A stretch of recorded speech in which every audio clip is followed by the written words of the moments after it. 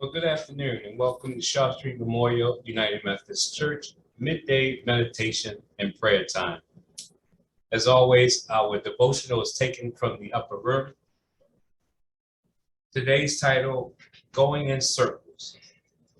Our suggested reading is Exodus chapter 13, verses 17 through 22. Our focal verse today is Exodus 13, verse 17, and it'll be from the Common English Bible version. When Pharaoh let the people go, God didn't lead them by the way of the land of the Philistines, even though that was the shortest route.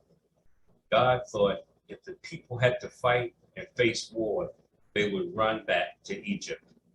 Again, that's Exodus 13, verse 17. I often become anxious when entering a traffic circle.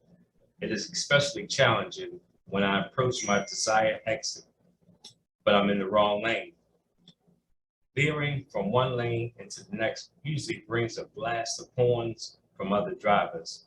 So the only option is to stay in my lane and keep driving until I find a way to cross over. The Exodus story describes the Hebrew people wandering in the wilderness. When they left Egypt, God led them along a path that preserved them from the threats so they would not want to return to Egypt, but rather would be prepared to enter the promised land.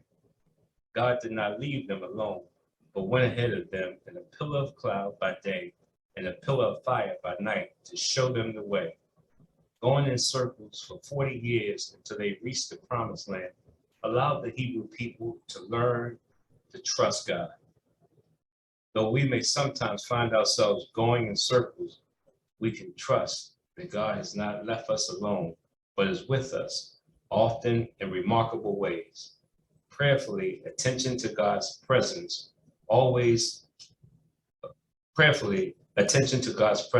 allows us to exit the circle and find our path to God.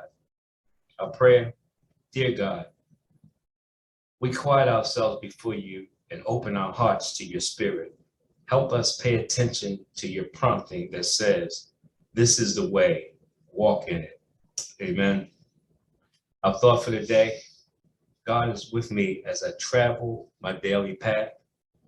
And our prayer focus, those seeking a new path with God. Amen. This concludes our devotional. We'll be opening up the lines. We'll take your joys, concerns, and your prayer requests. Guide me along